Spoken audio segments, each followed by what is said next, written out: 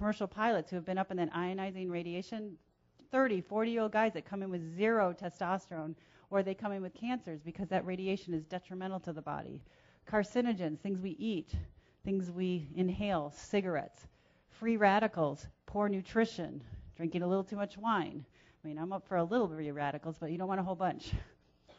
Accelerated cell replication. The most common thing that will cause cancer is inflammation of cells. It's kind of like going up and giving the cells a noogie every day. You're rubbing against it. It's irritating. And those cells start to get really ticked off, and they start to replicate poorly. Chronic cell inflammation, viruses, hormones, the bad hormones, not the good ones, the bad hormones, and anabolic agents. And this is where, when we're referring to Dino's projects and the things that they do, inflammation, chronic illnesses that cause chronic inflammation. Vitamin D deficiency will cause chronic inflammation. Hormone deficiency will cause chronic inflammation. Lyme's disease will cause chronic inflammation. Those are things that cause cancer, not hormones, the bad ones. Not the good ones. So the three main causes, however, are smoking, excess fat and calories, and chronic inflammation. If you look at liver cancer, the most number one cause, Hep B, Hep C, viruses, hepatitis. H. pylori, which is a bug gut that can cause stomach cancers. HPV, the virus that causes cervical cancer. Lyme's disease, which can cause a whole host of cancers. So chronic inflammation is what causes cancer. So I have to explain that to patients. But one caveat I do want to make is, let's say I have a breast cell cancer or a prostate cancer cell that mutates and starts to turn into a cancer. If those cancers are responsive to those hormones, so breast cancer is an estrogen receptor positive cancer, or the prostate cancer is receptor positive for testosterone, it will make it grow faster. It's not going to cause it. It might make it grow faster. But the good news is they usually come to our attention much, much faster, and they're usually biologically easier to treat, and they have a better mortality.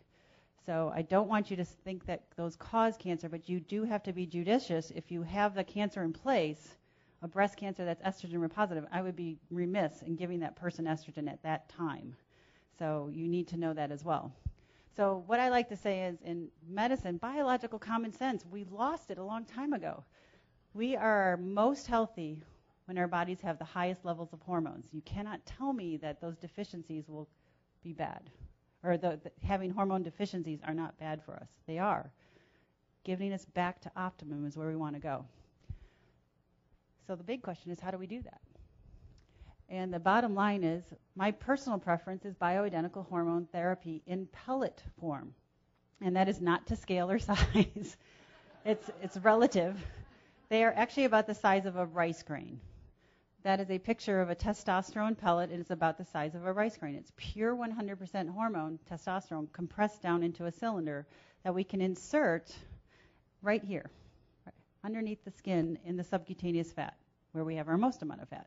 It sits about this far underneath the skin. Our bodies take over the release of the medicine. Number one, heart rate circulates around those pellets. The faster your heart goes, the more you're going to take. When you're deficient, your body's going to pull in more. So pellets are an ideal form because your body will control the release. Not when you slap it on, not when you take it. It will keep very even levels because it's modulating it. So the big thing is, you have to realize that not all hormones are created equal. First and foremost, synthetic versus bioidentical. I love Dr. Suzanne Summers. She was wonderful at bringing attention to this topic. The problem was she delivered the wrong message. Creams are not the only way to deliver hormones, and you do not have to go to a compounding pharmacist to get bioidentical hormones. And bioidentical hormones doesn't mean it's plant-based and it's all herbal. What bioidentical means is it exactly the molecule your ovary made or your testicles made when you were functioning at prime form. Is it 17-beta-estradiol? Is it pure testosterone? That is what bioidentical means. I can call up Merck and say I need Vivel.patch.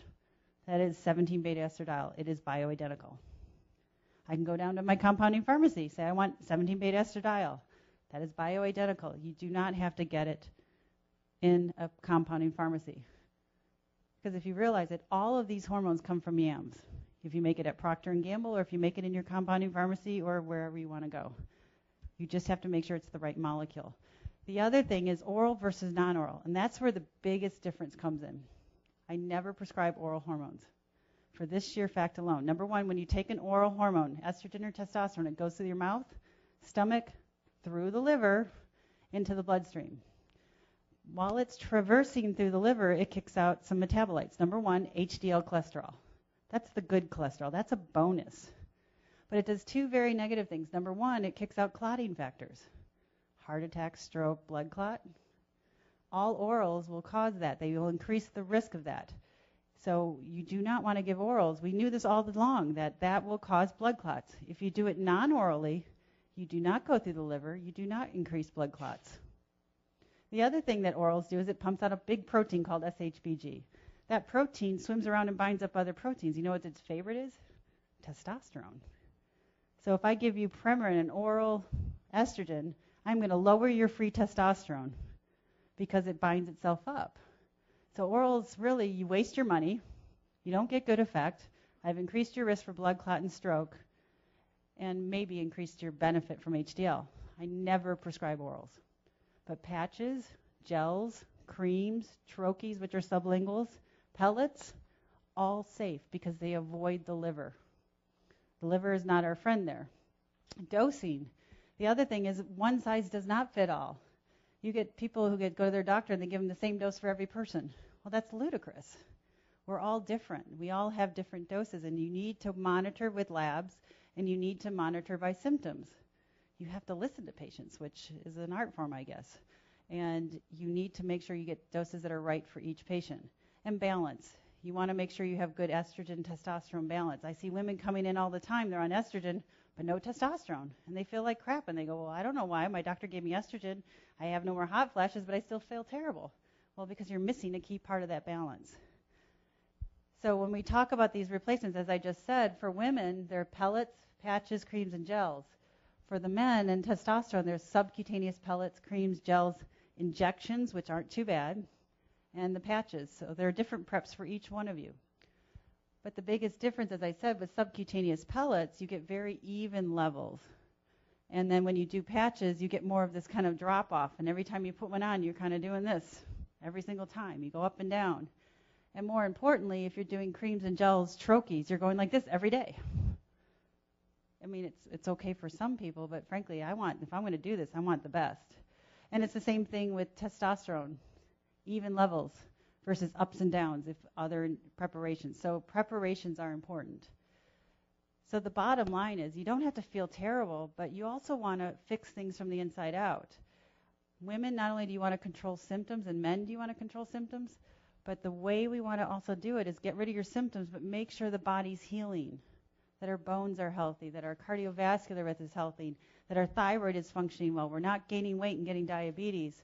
We want to make sure that we're decreasing all that risk for obesity, cardiovascular risk, cancers, hypothyroidism, osteoporosis, cognitive function, and breast cancer and prostate cancer. And it's all about getting you back to optimum, which is important. And same thing for estrogen. I know this is kind of a busy slide, but bottom line is there's so many benefits to using these treatments.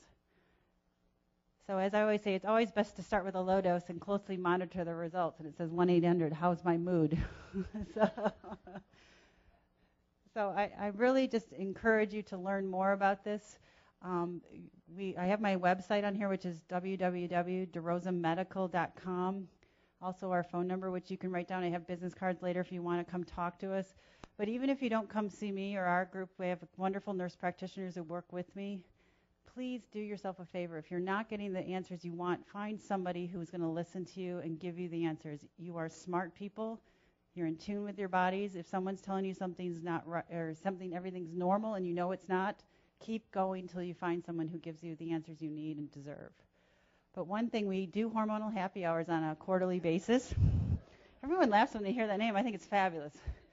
Hormonal happy hours are a martini-induced fun night where we talk about different things. We did breast cancer back in October for the celebration of the month of Valentine's month, February. We're going to be talking about libido states and sexuality.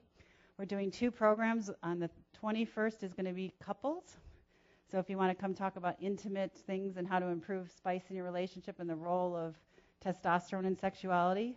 And then on the 28th is going to be women only. And those, trust me, are a lot of fun. And we're doing them at Oceans Prime. They'll include food, drink, and lots of fun stuff. So you can go to our website to learn more, call our office and we can learn more. But they're great fun events. But certainly I look forward to your questions at the end of the night. But most importantly, I'm going to turn it back to Sandy. And thank you for your time tonight. That's awesome. Thank you. Isn't that awesome? Okay, get out your tickets. I got Becky here for the first door prize. We're going to announce 2 right now.